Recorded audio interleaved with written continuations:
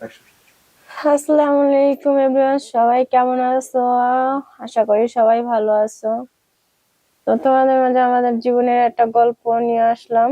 খুব দুঃখের কষ্টের গল্পটা হচ্ছে আমার জীবনের লাইফ নিয়ে, সেই প্রেমের গল্প আর কি, ভালোবাসার মানুষকে হারিয়ে ফেলা, এটাই। তো গাইস, দেখা গেছে আমি যখন ছোট, ছোট বলতে কি, বেশি ছোট না বড় না, মানে আমার যখন 14 বছর বয়স, 14 হয় এরকম, 14 বছর বয়স, তখন আমার একটা চাচাতো বোন আছে। তো বোন আর আমি আর আমার একটা চাচাতো ভাই, আমি আর কি ঢাকায় থাকতাম। তো কোরবানি ঈদ আসছে, আমি আবার বাড়িতে আছি ঢাকা থেকে। তো আমার এক ভাইয়া আছে, উনি আমাকে বলতেছে রাত্রে চল বেড়াই আসি। আমি বলি কি, কোথায় যাবো ভাইয়া বেড়াতে? পরে বলে যে চল আমার আপাদের বাড়ি যাব আর আমার বন্ধুদের বাড়ি যাব। আমি বলছি আচ্ছা ঠিক আছে, সমস্যা নাই। তাই মানে আমার ওই চাচাতো বোনের কথা বলছি, আমি ও কি যাবে? হ্যাঁ ও যাবে, তুই যাবো, আমি যাব, তিনজনে যাব। আমি বলছি আচ্ছা ঠিক আছে, সমস্যা নাই, তা চলো যাই। তারপর প্রথম গেছি আমার বোনের বাসায়। বোনের বাসা থেকে বেড়াই আসার পরে সন্ধ্যা হয়ে গেছে, তখনকার গেলাম আমার ওই ভাইয়ার বন্ধু, যে এই বন্ধুর বাসায় বেড়াতে, মানে কোরবানি ঈদের দাওয়াত দিয়েছে, তো সেখানে গিয়েছিলাম। যাওয়ার পরে দেখা গেছে ওনার আহ আমার আর কি ভাইয়ার বন্ধুর ভাই, যে ছোট, মানে উনি সবার ছোট, বন্ধুর ভাই যে উনি সবার ছোট। তারপরে উনি গেছে ওনার বোনকে আনতে। তারপর আনতে যাওয়ার পরে আমি আর কি গেছি, আমার বোন গেছে, ভাইয়া গেছে। এখন যাওয়ার পরে মানে ওই আমার ভাইয়ের বন্ধু, যে বন্ধুর ভাই আমাকে দেখছে। দেখার পরে এখন সে আমাকে মানে আমার বোনকে জিজ্ঞেস করতেছে যে এটা তোর কি হয়? আমার বোন বলছে আমার বোন হয়। কেমন বোন? চাচাতো বোন। পরে বলছে তোর চাচাতো বোনটা তো খুব সুন্দর দেখায়। পরে মানে আমার বোন বলতেছে কেন, প্রেম করবেন? না, প্রেম তো করা লাগেই, খুব সুন্দর, তা কি করবো বলেন। পরে আমার মানে অফারটা তখনকার দেয়নি, কিন্তু আমরা ওখান থেকে রাত্রে বেলা চলে আসি। চলে আসার পরে আমার একটা চাচাতো ভাই আছে, চাচাতো ভাইয়ের যে ছেলে, ওনার মুসলমানি হবে, সে সময় আসছে মানে বেড়াতে কি ওই অনুষ্ঠানে আসছে, তখন আমার প্রস্তাবটা দিয়েছে, আমার নাম্বারটা নিয়ে তারপর প্রস্তাবটা দিয়েছে। দেওয়ার পর আমিও রাজি হলাম, আমারও খুব পছন্দ হয়েছে, ওরও পছন্দ হয়েছে। তারপরে এটা হচ্ছে আমার বিয়ের আগেই। তারপরে প্রস্তাব দিল, দেওয়ার পরে ও ও ভালোবাসা ফেলাইছে আমাকে, আমিও ভালোবাসলাম। দুজনে সব দিক দিয়ে রাজি। তো এক মুহূর্তে ওর বাড়িতে আর কি সবাই মানে কিছুটা জাইনা গেছে, ওর সাথে যে আমার সাথে সম্পর্ক কিছুটা জাইনা গেছে। পরে ওই ছেলেকে জিজ্ঞেস করলো যে কিরে, তোর সাথে রাত্রির সাথে কিসের সম্পর্ক? বলে যে না, এমনি বন্ধু, তো এমনি কোনো সম্পর্ক না, এটা বলছে। তো একদিনকে আমি আমার নানা বাড়ি যাওয়া ধরছি, তখন মানে ওর ভাইয়ের সাথে আমার সাথে দেখা হয়েছে, মানে আমাদের যে বাজারের সামনে। তখন মানে ও টের পাইছে যেন ওর সাথে আমি যাই কোনোখানে মনে হয়। এটা বলার পর তারপরে তো গেলাম। যাওয়ার পরে ওর যে ওই আমার বয়ফ্রেন্ডের যে আছে না, চাচার শ্বশুর বাড়ি গেলাম। শ্বশুর বাড়ি যায় বেড়াই বেড়ে আসলাম।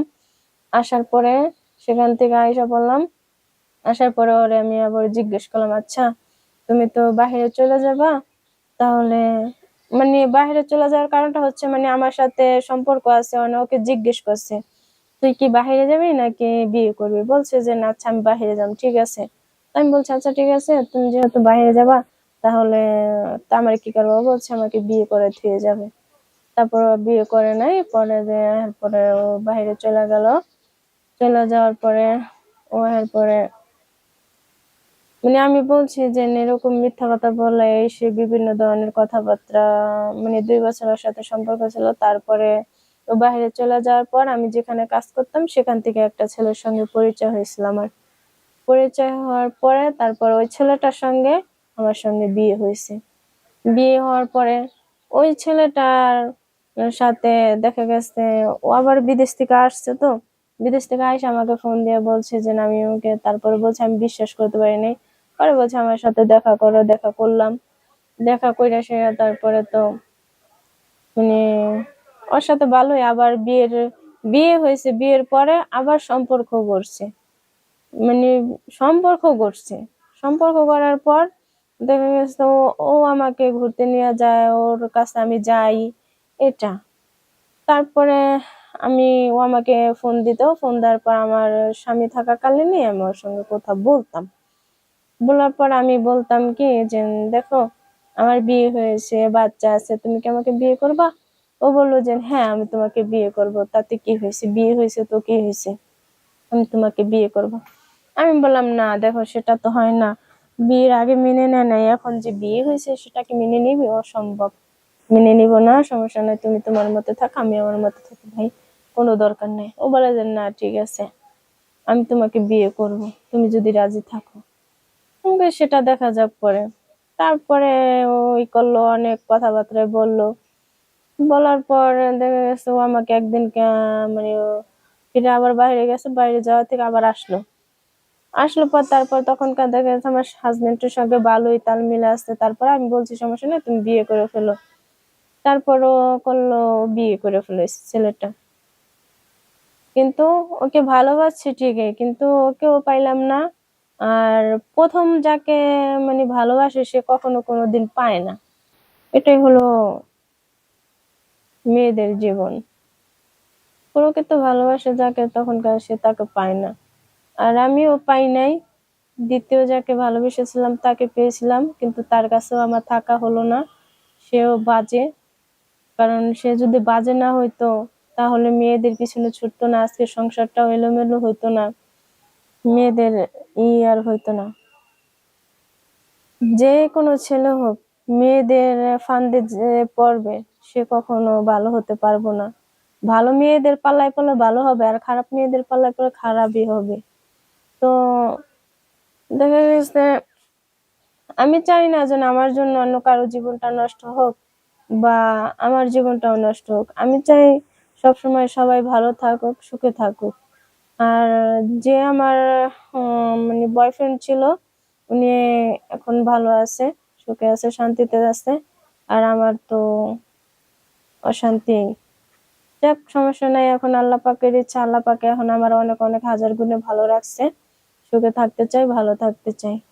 আর দর্শক, আপনারা এই ভিডিওটা দেখবেন, সবাই লাইক কমেন্ট শেয়ার করবেন, ভালো থাকবেন, সুস্থ থাকবেন, আল্লাহ হাফেজ।